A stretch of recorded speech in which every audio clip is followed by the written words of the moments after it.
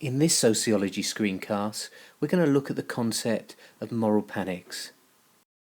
And this concept is both relevant to the work that we're doing on youth culture with this crime and deviance topic, and also this concept is highly relevant to media sociology, particularly the idea of news values and the work that we're doing on media representations.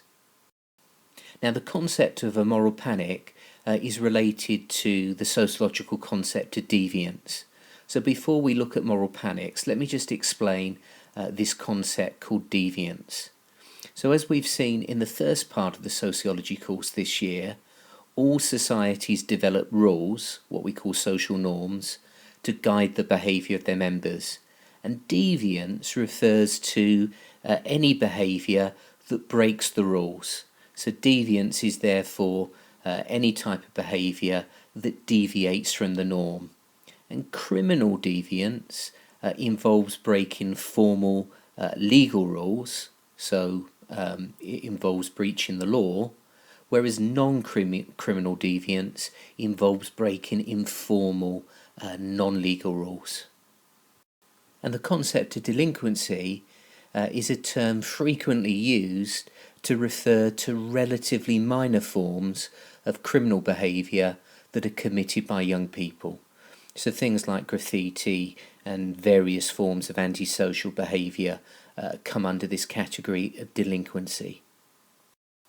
Now, official statistics on crime seem to suggest that the peak offending years are either adolescence or early adulthood. So for men, the peak offending age is about 19, and for women it's about 15. And as we can see, for both men and women, criminal deviance begins to decline with age.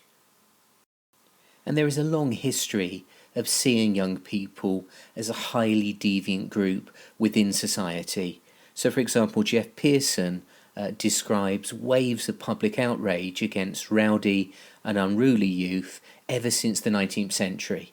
So in the 1890s there were fears about hooligans. In the 20th century, attention switched to the razor gangs of the 1930s, the teddy boys of the 1950s, and the mods and rockers of the 1960s. And as we can see from this image, one constant feature of a lot of media coverage of young people is this association with crime and deviance. Now, the concept of a moral panic was developed by the sociologist Stan Cohen, and a moral panic is based on a false or exaggerated idea that some group's behaviour is deviant and is a menace to society. And Cohen used the term folk devil to refer to such groups, to refer to the groups who are being presented as being a menace to society. And very often these groups tend to be young people, particularly young people from poorer backgrounds. And moral panics are related to the mass media because they're generally fueled by media coverage of particular issues. Now, Frank Furedi argues that moral panics arise when society fails to adapt to dramatic social changes. So it's in these instances where there's a feeling that there is a loss of control, especially over powerless groups such as the young. So Furedi notes that in the 1950s and 1960s, British society experienced a great deal of social change as younger people began to acquire more economic and cultural power. And as we've seen in previous screencasts, this period particularly saw the emergence of very distinctive youth subcultures such as the teddy boys, mods and rockers, hippies, skinheads and so on. And as a result of this, the older generation felt that they were losing authority and control over the younger generation. And this therefore led to moral panics about certain groups of young people, about the spectacular youth subcultures that we've studied in previous screencasts.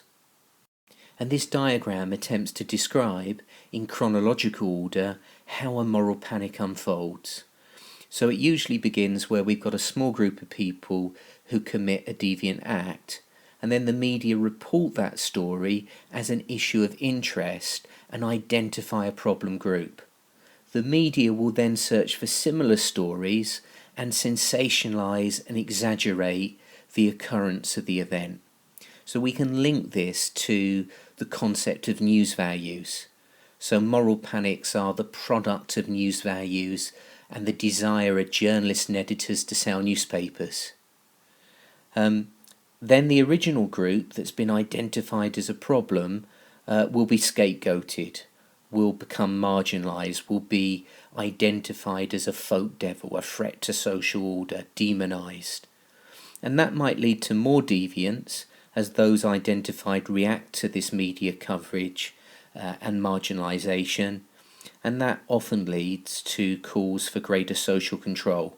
So the politicians, the police, the court system often respond by introducing harsher measures to control the deviants who've been scapegoated during a moral panic.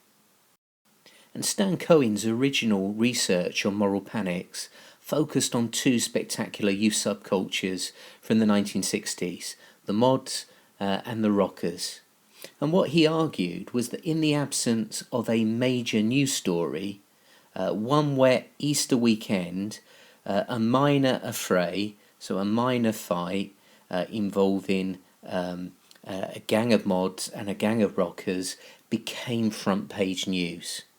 And the media developed these groups, the mods and rockers, into folk devils and constructed a moral panic that reflected anxieties about the position of young people generally within society. So these youth subcultures became demonised, became scapegoated and blamed for the perceived problems of 1960s Britain. And Stan Cohen noted how the media use symbolic shorthands such as hairstyles, items of clothing, modes of transport, etc., as icons of troublemakers. And this idea of the media using symbolic shorthands to demonise groups of young people during a moral panic was recently highlighted by a study by the sociologist Jack Forbett, who looked at the moral panic generated by young people wearing hooded tops. So Forbett examined how a simple piece of clothing was transformed by the media into a symbol of fear about working class youth in particular. And one of the consequences of this moral panic about the hoodie was that hooded tops were banned by certain shopping centres. So as we can see in this news story, Bluewater banned people from shopping in their stores whilst wearing hooded tops, although ironically you could still go into many of these shops and buy that particular item of clothing. Now, one of the unintended consequences of moral panics is they can sometimes lead to a process that sociologists call deviancy amplification. So this is a term used to describe how agencies such as the police, the government, the media can actually generate an increase in deviance. So minor and rare problems can be made to look serious and commonplace, and the resulting publicity actually has the potential sometimes to increase deviant behaviour, either by glamorising it or making it seem common or acceptable. So as we've already noted, moral panics are often about young people and youth culture. So the behaviours of young people are frequently defined and publicised in the media as a social problem, as criminal, as deviant, and moral panics occur when the behaviour of youth is perceived to be spiralling out of control. So you often get moral panics, particularly about young working class males. You get moral panics about some of the elements of youth culture, such as the drugs being used or the particular music that we might associate with a particular youth subculture. For example, in the aftermath of the London riots of August 2011, there were elements of British youth culture that were demonised and blamed. For example, the historian David Starkey sought to blame the London riots on black youth culture. And politicians such as the Prime Minister David Cameron focused on the involvement of gangs. So David Cameron said that territorial, hierarchical and incredibly violent gangs composed mainly of young boys from dysfunctional homes were to blame for the London riots.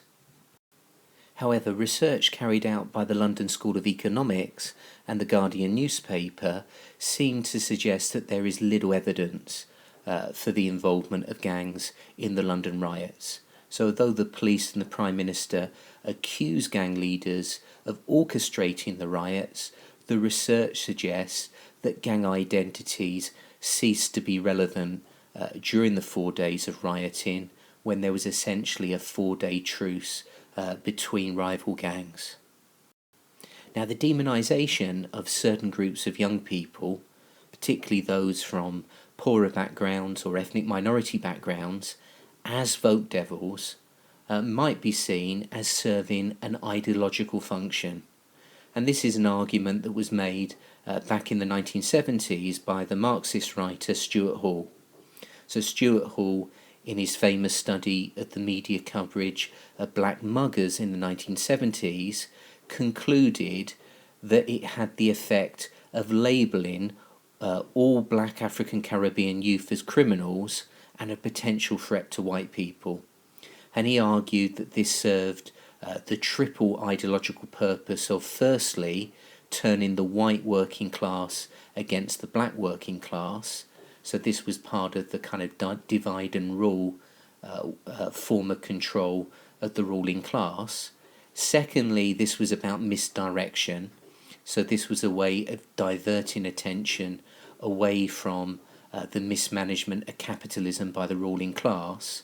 And thirdly, this moral panic helped to justify very repressive laws and policing that could also be used against other so-called problem groups in society, including trade unionists and those people trying to defend their rights.